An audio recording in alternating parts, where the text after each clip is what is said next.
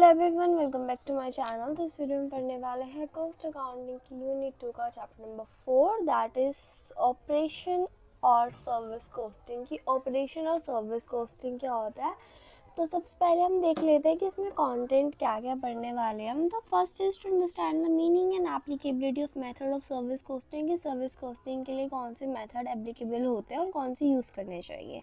Then to understand the basic features of service costing की service costing basically होती क्या है। To understand the transport costing, canteen costing, power house costing and hospital costing. Next की हम मतलब transport costing क्या होती है, कैंटीन कॉस्टिंग क्या होती है, पावर हाउस कॉस्टिंग क्या होती है, हॉस्पिटल कॉस्टिंग क्या होती है। So next is to understand units use in service costing की सर्विस कॉस्टिंग में कौन सी यूनिट्स यूज होती है। Next is to understand ascertainment of cost in methods of service costing, कौन कौन से मेथड्स है। तो मीनिंग ऑफ सर्विस कॉस्टिंग की सर्विस कॉस्टिंग बेसिकली होती क्या है। So according to CAS1, service और operating costing refer to cost of undertaking which do not manufacture any product but which provide services की वो प्रोडक्ट मैन्युफैक्चर नहीं करते, जैसे कि मटेरियल, ओवरहेड्स, ये सब चीज़ें थी, ये प्रोडक्ट तो यूज़ नहीं करते बट वो सर्विसेज यूज़ करते हैं, मतलब वो सर्विस प्रोवाइड करते हैं। जैसे ट्रांसपोर्ट वाले सर्विस प्रोवाइड करते हैं, पावर हाउस वाले, हॉस्पिटल वाले, होटल्स वाले, ये सब। Then service costing applies where understanding standardized services are provided either by undertaker or by service or a center। ये कोई इंडिविजुअल प्रोवाइड कर रहा है या फिर कोई सेंटर प्रोवाइड कर रहा है। Then but where is convenient to regarded such that calculate average cost period, कि हमने कितना पीरियड यूज़ करी है सर्विसेज को, हम उसी के बेस पे उसकी कॉस्ट निकाल लेते हैं। That's the cost of producing and maintaining service. Then applicability of service costing, so it is a method of costing applied to undertaking with service rather than product or tangible product, कि जो tangible product नहीं provide करते उनके लिए services होती हैं। और ये हो सकते हैं ट्रांसपोर्ट, जैसे कि train ways, tram ways, railways, bus, truck, air marine transport. Then supply services में gas supply, electric supply, water supply.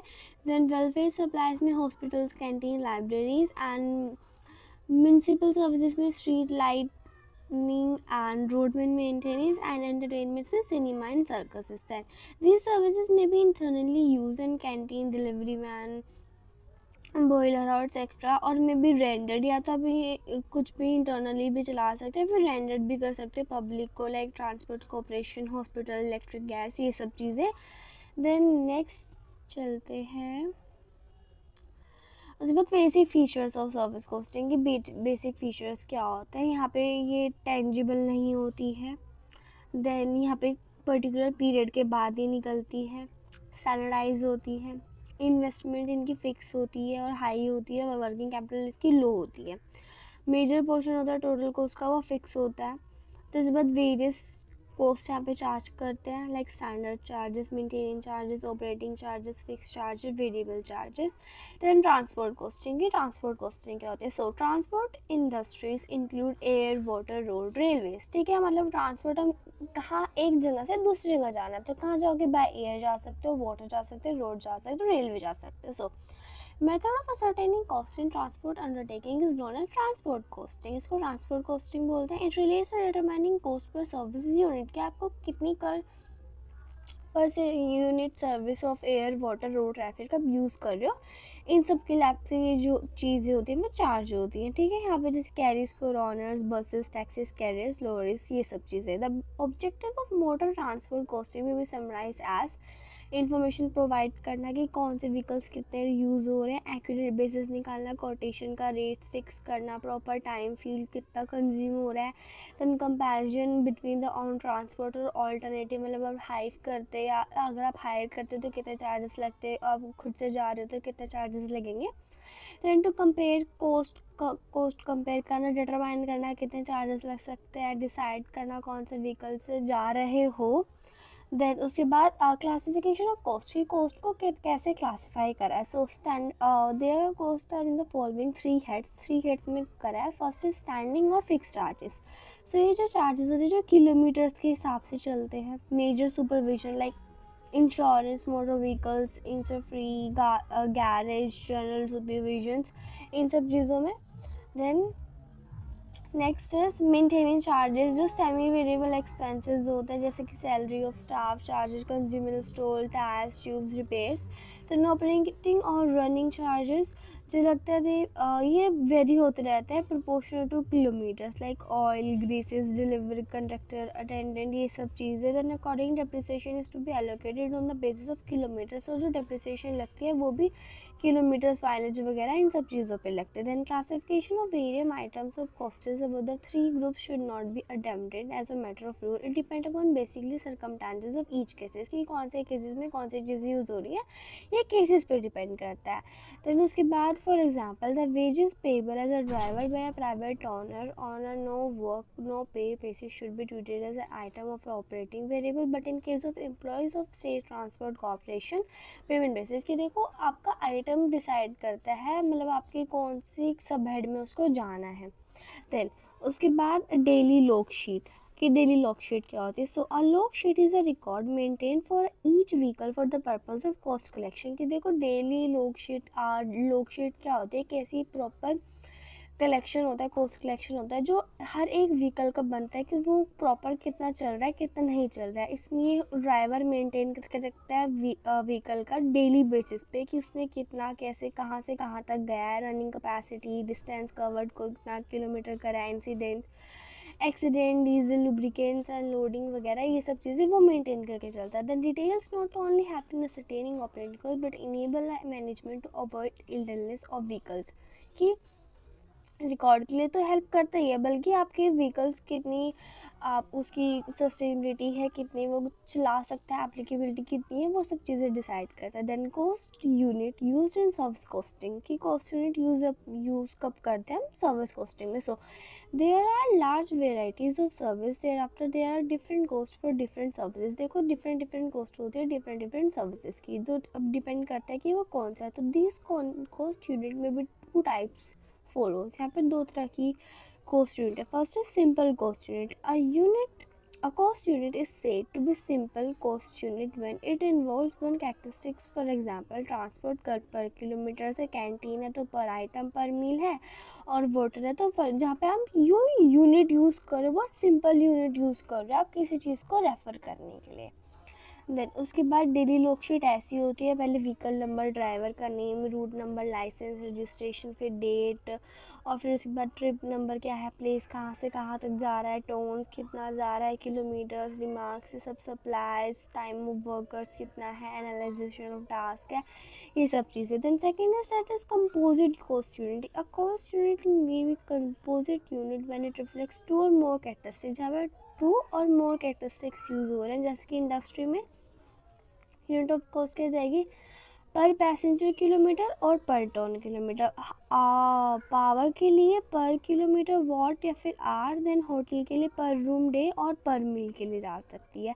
Then composite जो होती है वो टू वॉइस में डिवाइडेड होती है, एक होती है एब्सोल्यूट जैसे वेटेज बोल सकते, जो टू टोन्स एंड किलोमीटर्स में यूज़ होती है। देन दूसरी होती है कमर्शियल, जो सिंपल होती है, जो टोन्स नहीं किलोमीटर्स में, लाइक टोन्स मल्टीप्लाई करते टोटल डिस्टेंस को बाय एवरेज, इसका फॉर्मूला है ये प्रॉपर, ठीक है। उसके बाद next is I think so ये इलस्ट्रेशन है। देन उसके बाद steps involve in service costing, service costing में कौन कौन से स्टेप्स होते हैं। So first, the procedure of ascertaining cost transport undertaking is prepare operating cost sheet for the preparation of the following step, की cost sheet बनानी पड़ेगी। First is selection of cost unit, की कौन सी यूनिट आप use कर रहे हो। So basic problem is transport costing is the selection of suitable unit, कि आपको सूटेबल यूनिट यूज़ करनी पड़ेगी, सिंपल और composite. Then calculation of cost की कैसे करोगे। The transport costing classifies the computed operating sheet, like three heads होते हैं, स्टैंडिंग, फिक्स एंड मेंटेनेंस, की कौन से में आपको कहाँ से करना है, फिर आपकी कॉस्ट निकल जाएगी, ascertainment of cost. Then ascertainment of cost the total fixed cost कितनी, मेंटेनियर रनिंग कॉस्ट कितनी है, पैसेंजर्स पे पैसेंजर्स कैसे हैं। सो कॉस्ट शीट कैसे बनती है, फिक्स्ड कॉस्ट की कौन कौन से चार्जेस है, then maintenance cost and operating cost, then grand total करके टोटल निकालोगे तो आपकी कॉस्ट शीट बन जाती है ट्रांसपोर्ट वाले में। देन उसके बाद अब पढ़ते हैं service costing and management decision. So whenever conveyance facilities or staff in respect of carriage of goods to be provided, management is required to take decision on the basis of operating cost. Management को कोई decisions लेने पड़ते हैं. When the total units do not damage under different alternatives, the decision will be taken on the basis of unit operating cost. कि जब आपको कोई decision है वो आप डिफरेंट ऑल्टरनेटिव से नहीं ले रहे तो जो डिसीजन होगा वो यूनिट कॉस्टिंग के हिसाब से लिया जाएगा. For example the cost unit is more profitable is the proposal vice versa कि जो कॉस्ट यूनिट है वो ज़्यादा प्रॉफिटेबल होती है. देन उसके बाद इसमें ज़्यादा कुछ खास है नहीं. कैंटीन कॉस्टिंग पढ़ते हैं. कैंटीन मतलब जो हमारे कॉलेजेस वगैरह में होती है. So canteen costing these days many undertakings provide facilities of cheap canteen to the workers. Then the principle of service costing may also be applied in this field. Main heading of expenses will be follows कि कौन कौन सी canteen costing में कौन कौन सी चीज़ें बनानी पड़ती है वर्कर्स के साथ. Then wages and salaries, labours को, सुपरवाइजर को, कुक्स को, वेटर्स को, किचन असिस्टेंट्स को, प्रोपरेटर्स को. देन प्रोविजंस, मीट मतलब प्रोविजंस मतलब जब कुछ चीज़ें रखनी पड़ती है जैसे कि meat, fish, poultry, vegetables, fruit, fresh and dried, flour cakes, milk, cream, tea, coffee, sugar, soft drinks and cigarettes. And services में कौन कौन से जैसे कि steam, gas, electricity, power, light, water क्या क्या यूज़ होता है. Then consumer service like table and cutlery, glass forms, glassware, mops, washing up clothes, drying clothes, cleaning materials, and then miscellaneous overheads वो जैसे कि rent, rate, depreciation, insurance ये सब. Then the receipt from running canteen include company subsidy and sale provisions. The canteen manager will have duty estimate the quantities of food. जो canteen का manager होता है उसको एस्टिमेट करनी होती है कि फ़ूड कितना रिक्वायर्ड होगा और एडुकेट कोल्ड स्टोर्स होने चाहिए. देन कैंटीन मैनेजर भी probably have the general responsibilities पर प्रॉपर रिस्पॉन्सिबिलिटी होनी चाहिए. पर्सनल मैनेजर होना चाहिए जो सब कुछ ऐसे मैनेज करके रखे.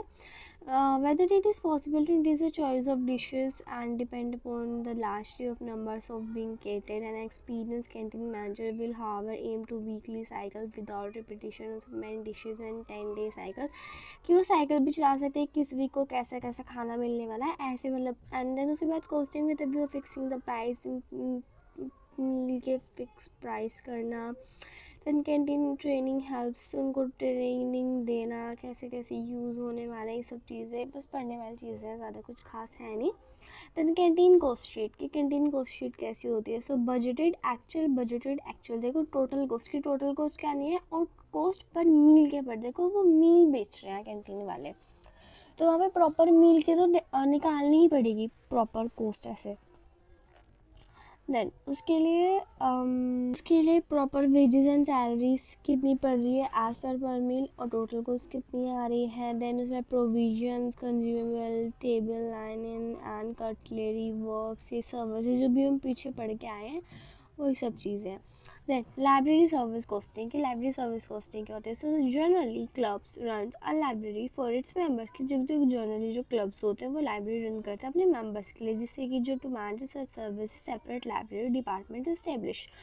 Total revenue in this department comes from library fees charge from the members और टोटल रेवेन्यू कहाँ से आता है जितने भी फीस चार्ज करते हैं. Then total cost incurred arise the basis of salaries librarians और इनसे उनकी लाइब्रेरियंस की सैलरी असिस्टेंट लाइब्रेरी क्लर्क इन सब की सैलरीज जाती है. Then the difference between the total revenue and total cost is the net income of library per annum कि डिफरेंस के उसके लिए सैलरी लाइब्रेरी के लिए इनकम क्या होगी जहाँ पे वो टोटल रेवेन्यू उनका कितना आ रहा है टोटल कॉस्ट उन्होंने कितनी इनकम मतलब ऐसे कर दी है यूज़ कर दी है वो उसी वही होता है. देन पावर हाउस कॉस्टिंग क्या होता है. Cost of electric generated cost of electricity generated can be obtained from the steam production cost as well as cost की वही steam production cost हो गया जितनी भी उन्होंने इलेक्ट्रिसिटी जनरेट करी है. देन उसके बाद therefore power house cost statement is prepare into two parts. ये टू पार्ट्स में बनती है. एक बनती है स्टीम प्रोडक्शन कॉस्ट में एक बनती है इलेक्ट्रिसिटी जनरेशन कॉस्ट में. सो जनरली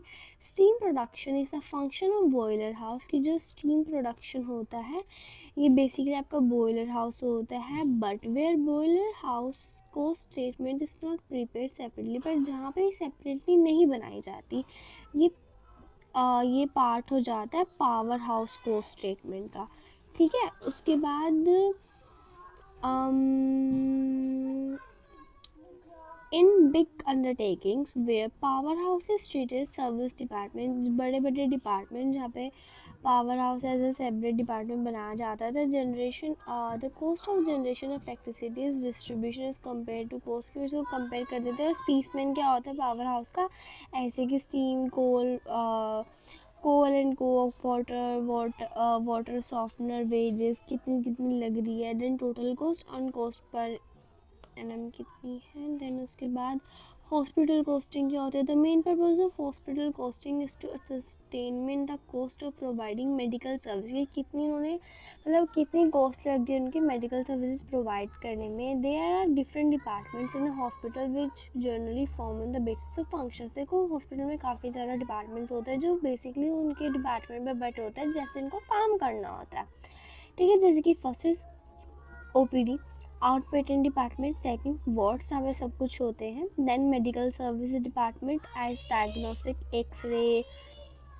रेडियोथेरेपी, पैथोलॉजी के लिए। Then general service department as boiler house if any, power house, lighting, catering, laundry, medical records, works, maintenance, administration. Then fifth is miscellaneous services department such as transport, dispensary, cleaning and general portering. Then उसके बाद cost of miscellaneous services department will have to be appropriate the other department, उनको निकालनी पड़ती है हर department की। Then उसके बाद OPD, wards, then catering, then next is hotel costing. So hotel industry is a service industry and covers various activities as provision for food. देखो जो hotel industry होती है बहुत सारे इंडस्ट्रीज़ के जहाँ पे सब चीज़ें होती हैं, प्रोविजन फॉर फूड भी, अकोमोडेशन भी होता है, comfort like recreation, business facility, shopping areas, सब कुछ होता है।